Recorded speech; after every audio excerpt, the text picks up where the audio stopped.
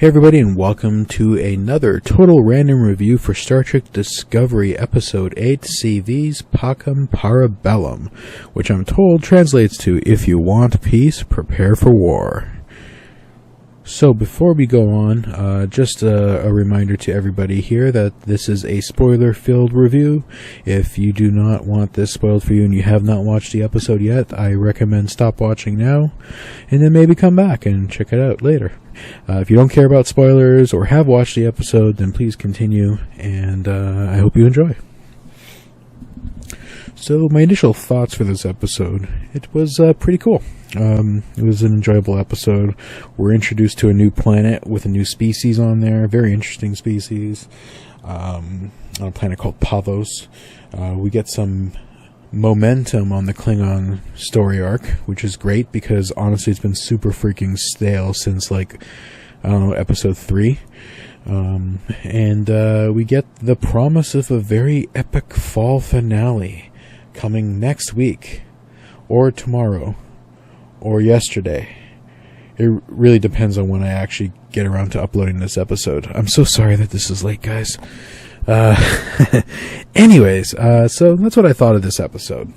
I guess it's time for the synopsis. Like back in episode 3 or 4, I split the synopsis in 2 parts because there was so much jumping between Klingon story and Discovery story, and this happened once again for this episode. So once again, I'll be splitting the arcs up. We're going to start off with the Klingon story arc, and then we're going to do the synopsis for the Discovery portion of the story arc. So without further ado, let's get on with the synopsis. The Klingon story arc starts off on T'Kuvma's ship between L'Rell and Kol. She beams aboard and congratulates him on getting Klingon House to join their cause. Kol quickly points out that she should not confuse his intentions for that of T'Kuvma's. His was a mission of unity. Kol simply wants supremacy under his rule. The giving out of cloaking tech, she points out, has gained him many loyalists, which she wishes to count herself and her house among them. Kol quickly fires back that her loyalty isn't enough. He questions what else she can offer him. She says that her skills as an interrogator should prove useful. She adds that her spies have told her that Kol has recently gained a new prisoner who is refusing to speak, so she is offering her services. Kol says come back with useful info to add to his glory. If she does that, then he will consider her request. Later we see L'Rell approach a guarded room with very painful looking tools. She enters the room and we see Admiral Cornwall lying on the ground. She grabs a tool and asks the Admiral to scream. She refuses and L'Rell screams at her, which causes the Admiral to scream back. L'Rell mentions to Cornwall that she was convincing that the guard has left, and so now they can talk. L'Rell asks what happens to those who Starfleet captures. The Admiral explains that in times of war, they are imprisoned, interrogated humanely, and returned to their people as a part of a peace settlement. L'Rell asks if Starfleet executes them. The Admiral responds that the Federation has no death penalty. After a few seconds of silence, L'Rell reveals she wishes to defect. She goes on to explain that the coward who leads them now, Kol, has no honor. It is because of him that she is alone. She had people of like mind and T'Kuvma's successor, Vok, but they are all gone now.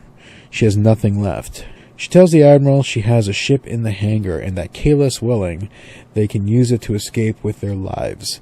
But L'Rell wants the Admiral to guarantee her safe passage onto her ship, which she thinks is Discovery since the Admiral's shuttle came from Discovery. The Admiral asks why she should trust her. L'Rell says that they need each other and added, what other option does she have? L'Rell and Cornwall leave the interrogation room. She explains that before they leave the ship, she wants to set the ship's core to explode since it has been tainted with Kol's presence. Her only regret being that she won't be able to see the look on his pretty painted face before he dies. As she says this, Kol and another Klingon walks past them down the corridor.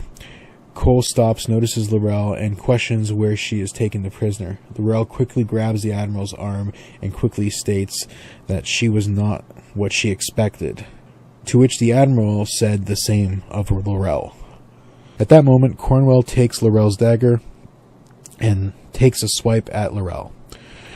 The Klingon warrior deflects and eventually knocks the blade from her hand. She knocks out the Admiral with a headbutt and says that at least she will not die in a cage, and then smashes her head into some circuitry on the wall, which seems to electrocute and kill the Admiral. Cornwall's body drops to the ground, and Laurel turns to explain to Cole that the Admiral tried to escape and that she will dispose of the body. All we see is Cole nod, then walk off. Laurel drags the Admiral's body to the funeral room we saw in the pilot episode. In here, she sees bodies of her comrades, some of which have been ripped apart or cut to pieces. She is filling with anger and swears to end Cole and avenge them all. Later, we see Laurel and Cole talking on the bridge. Laurel explains that before the Admiral attempted to escape, she confirmed that Discovery possesses a powerful technology. She explains that were it to be replicated, that Cole's conquest could reach far beyond the Klingon Empire. Cole fires back that he had hoped for more info and that she was reckless, that she let her get away. Laurel argues that she was effective and that the Admiral did not get away for long, and adds that if he cannot see her value, then she will take her leave. Cole calls over one of his lackeys, who is carrying a bowl of red paint. He explains that there will be many more prisoners and that a skilled interrogator would be needed. He sticks his fingers in the red paint. He adds, as long as she vows allegiance to House Core. He then paints her face like he and all his men are painted. She says that she would be honored to serve him. After going through all of that, he then asks her if she thought he would not see through her deceit. He then orders his guards to show Laurel how House Core treats liars. The guards do so and drag her out. A few moments later, they intercept a massive signal coming from the planet of Pavo, an invitation. Cole orders them to set course. So that's what happened on the Klingon side of things. Let's go over what happened on the Discovery side of things. The Discovery story arc starts with a space battle between the USS Gagarin and a number of Klingon vessels. The captain of the Gagarin sends out a distress call, and the USS Discovery very quickly arrives via spore jump. They start to take the heat off the Gagarin. Here we learn that these Klingon ships all have cloaking devices, making it hard to fend off. Despite all their efforts, the Gagarin is destroyed. Discovery is about to reach the same fate, but they spore jump out in time. After the jump in engineering, we see Stamets leave the spore room. He's a little disoriented. He is greeted by Tilly, who he confused for the captain. Tilly confirmed with him on whether or not he just called her that.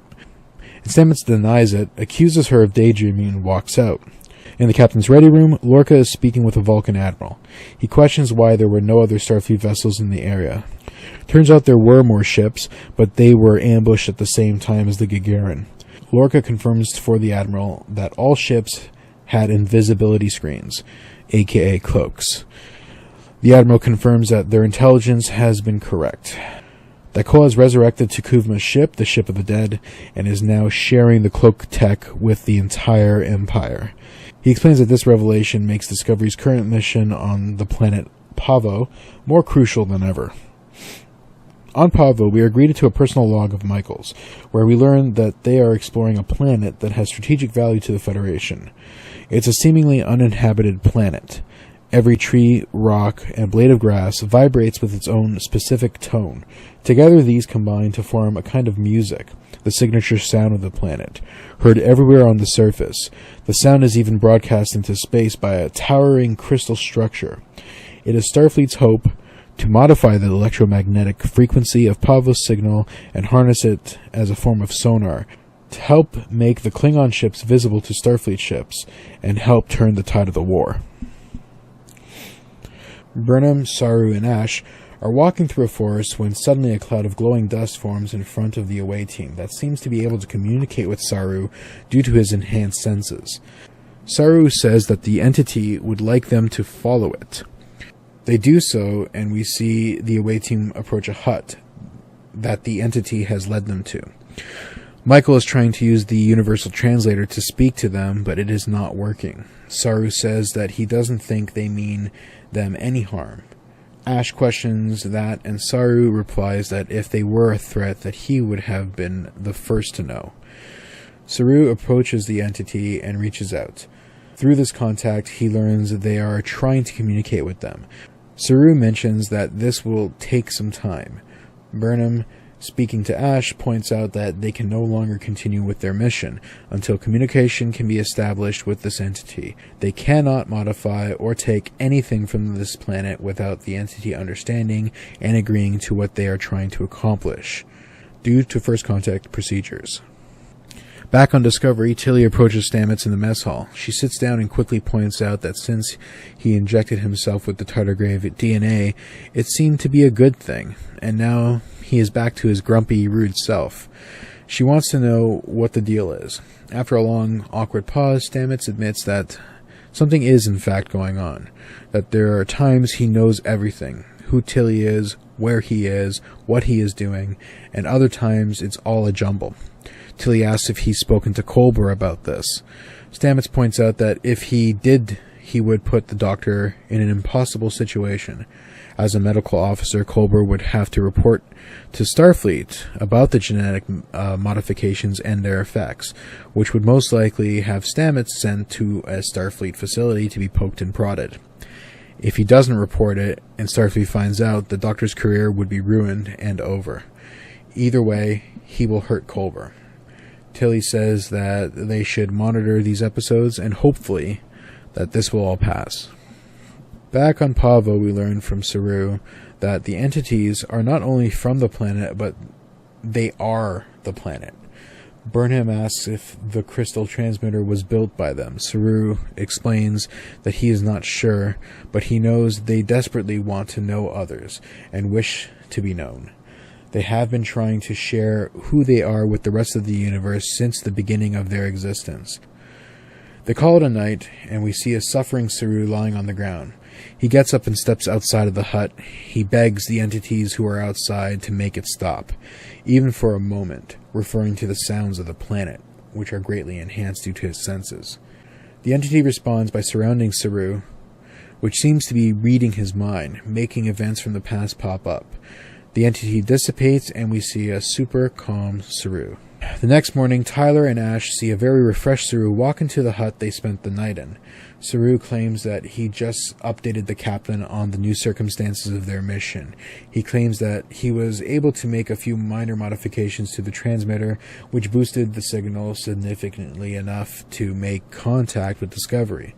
Burnham asks if their new friends are okay with this, to which Saru replied they were very hospitable and will grant them anything they want. He adds that some parameters for the mission have changed and requests for Tyler and Burnham to hand over their communicators. They do so, and Saru proceeds to crush the communicators with his great strength. Burnham questions what the heck he is doing. Saru explains that they would not be needing them, that the Pavans have invited them to stay on their planet, that in time they both will feel the planet as he does, that everything they claim that Starfleet is trying to do, the Pavans have done. He adds that the answers to all of their questions for the advancement of species is there on Pavo, and it is theirs for the taking. Saru says that he will tell the entities that they have accepted their invitation and walks off. Tyler waits for Saru to leave and explains that he knows for sure that he lied about talking to the captain because there is no way that the captain would cut them loose. Burnham points out that obviously Saru has been compromised. Tyler says they cannot abandon the mission, to which Burnham explains that she is not entirely certain that they actually have the entity's permission to use the transmitter. They argue on this matter, and he eventually pulls rank on her. So it seems like they will be proceeding with the mission after all. Later that day, Saru walks in with some food for Burnham and Tyler. Saru notes that Burnham is not there. Tyler explains they had a fight. Saru accepts that, and he goes to leave. stating that he was going to look for her because she must be starving. Tyler stops him and asks what has changed in him since they got here. He points out that the sounds of the planet were like a physical assault on Saru, and now they're not. Saru explains that it was his fault, that he was not yet fully understanding what the planet was saying, that he was not yet in harmony with the planet. He explains that the Pavans helped him. Tyler adds that it sounds like Saru was fighting something and it just stopped. He goes on to explain that he does not know how to do that everyone wants to defeat the Klingons, but he wants to hurt them. He explains you just can't forget something like that. Saru asks what other option is there, to become the very monsters you hate. Tyler explains that if he can make them suffer the way they made him suffer, then yes. Saru walks over to a green rock on the ground. He says the Pavans gave it to him. He asks the lieutenant over and asks him to touch the rock and feel the harmony and peace that this world offers. Ash quickly removes his hands, and we see Saru react by having his threat ganglia come out. Saru starts to slowly approach Tyler and says that his intentions are false and that he is trying to distract him, to delay him. Saru disarms Tyler, then grabs him by the throat, demanding the location of Burnham. We see Burnham running towards the crystal transmitter. She is hooking up a Starfleet communications device to it. We also see a very agile Saru up above, coming after her. Burnham seems to have succeeded and starts to send a message to Discovery, but it gets interrupted by Saru, who leaps down on her. He knocks her to the ground and starts to smash the communications device. Burnham tries to stop him, but gets knocked back down again. Saru goes back to destroying the comm device, but gets shot by Burnham on stun. Not once, but twice. After all that, he is still going at it. She tries to talk some sense into him. Saru was about to receive a third shot, but they get interrupted by the entities who seem to have used their abilities to transport Tyler to them. It's over to Burnham, and we see Saru walk towards the entity. He falls to his knees and apologizes. He explains that he was trying to protect them. Burnham interrupts and adds that they want peace too, but that their enemy is not someone who shares their beliefs, that they need this transmitter to help. Saru tries to explain that if they help the humans, that the Klingons may find out and they may find the Pavans and destroy them. Saru seems to not have been convincing enough because suddenly the comm unit started to work and a transmission from Captain Lorca came through, stating that the away team should stand by for transport. Seconds later, they're back on Discovery. In sickbay, Burnham and Saru share some words. He's upset that he lied to them, attacked them, and that he could have killed them. She tries to say that it wasn't really him. He explains that it was him, that his species lives in fear, and that on Pavo, that changed.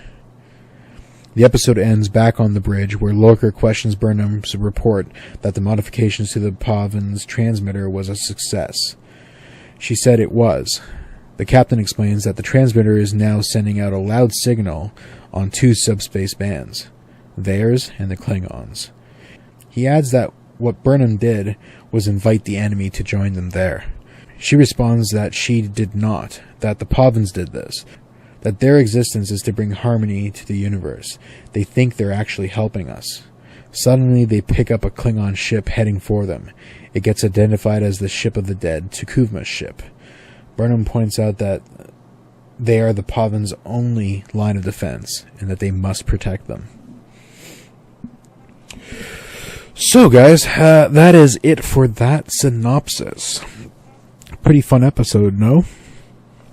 But yeah, let's go over to the things I noted. Now, I know last week I didn't really do this, and to be honest, there wasn't much to note. It was just an overall good episode. This one is an overall good episode as well, but there's some minor things I noted. None of them are earth-shattering. I do apologize. But let's talk about the opening scene. The Gagarin fight. The USS Gagarin versus the Klingon ships. That was an epic fight, wasn't it?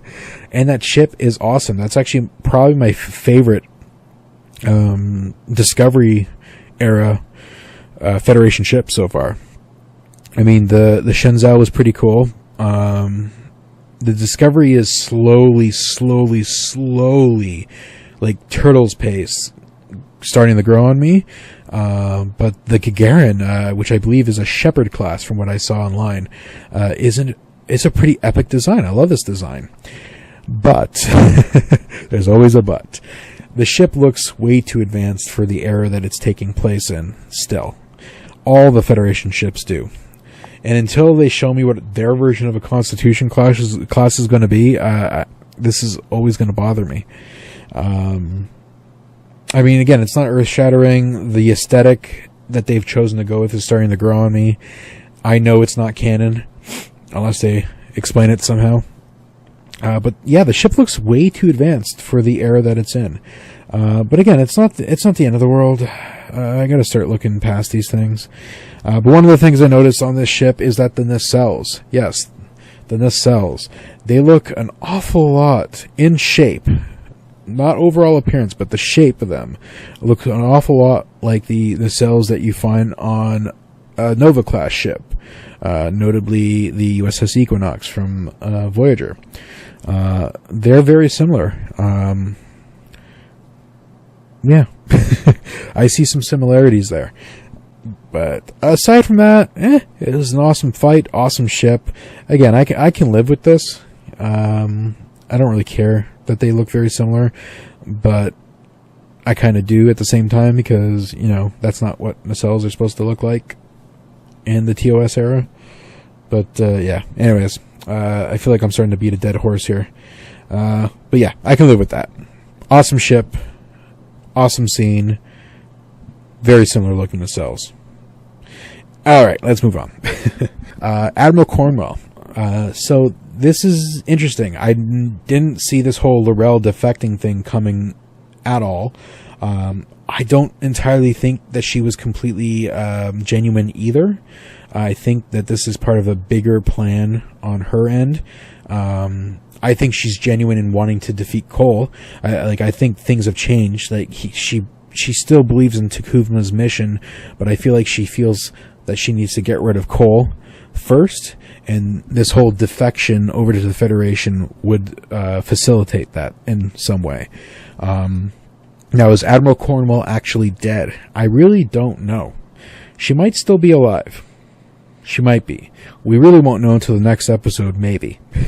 I like to think she's still alive, but I guess we're going to have to wait to see. But yeah, that was actually pretty interesting. I'm looking forward to seeing where this goes. I hope it's not a loose end that never gets tied. Like they've done something here, and I'm interested. So I hope they continue on with it.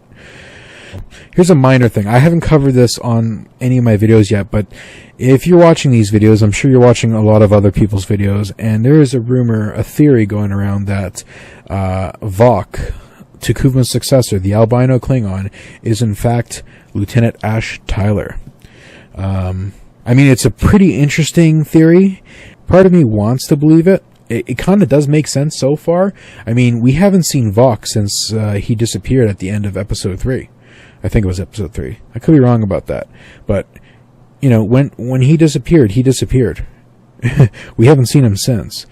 This could be the Discovery writing staff trying to throw us off. But the reason why I now have doubt, because I was actually a small believer in this theory, this possible theory. Because if we go back for a second here, L'Rell is a Klingon from the House of Mokai, who are known to be spies. They go into enemy lands and they look the part, they act the part. This is what they do. And she was telling Vok that he would have to sacrifice everything he holds dear. Now, everything he holds dear is being Klingon, remaining Klingon. So one could say that, okay, by losing everything he holds dear, he's losing his appearance as a Klingon. Okay? So, you know, that theory kind of makes sense. He lost his appearance as a Klingon. He's with the House Mokai, and they're probably teaching him how to be human, and waiting for the perfect opportunity to get onto a Federation ship and really screw things up. So Ash might very well be Vok, But the reason why I feel like this is no longer true, and that the Discovery staff are trying to play with us, is that in this episode, when Saru hands him the green crystal, he sees that he's being dishonest, but he makes no mention of this subterfuge, that Tyler is in fact a Klingon in disguise, trying to infiltrate the Federation. You'd think a big secret like that would be picked up by this crystal, right? I mean, it's not open and shut. I'm not saying like this is the smoking gun reason why the theory is not true. I just feel like that perhaps because of that, it might not be true. Heck, for all we know, Tyler is Vok, but was conditioned to forget that he's Vok to make him a more effective spy in the end. I don't know. Maybe. We'll see. This theory is either going to be true or it's not going to be true, or parts of it are going to be true. What parts are going to be true, I don't know. We'll have to wait and see. But, yeah, that was just my little thought on that because of this episode. And, oh boy, I think I'm going to stop talking. I think that's it, guys. Yeah, that's everything. Let me know down in the comments below what you think of this episode, what you think of this review. Do you agree with any of my comments at the end or not? Do you have your own theories? Please share anything you want down in the comments. I will be happy to respond to them. I do my best to respond to every single comment I get, which I think I've been able to do so far. So yeah, if you have any comments or questions, feel free. Alright, let's get on to the rating of this episode. Like I said, this was a fun episode. I really enjoyed it. There isn't really a lot of stuff in there that destroyed canon, which means it's going to be a better episode for me. It was good. It was good. I'm very excited for the fall finale, which is going to be out next week, tomorrow, today. Who knows? It all depends when I upload this. Yeah, so anyways, I give this episode a 4 out of 5. This was a really good episode. Yeah. Alright, everybody. Thanks so much for watching. If you like this video, please give it a thumbs up. If you don't, you can give it a thumbs down. If you like my content and want to see more like it, click on that subscribe button. And don't forget to click on the bell notification button so that you'll be notified when I upload new stuff. And as always, please check out my other content. Alright, everybody. See you next week. Live long and prosper.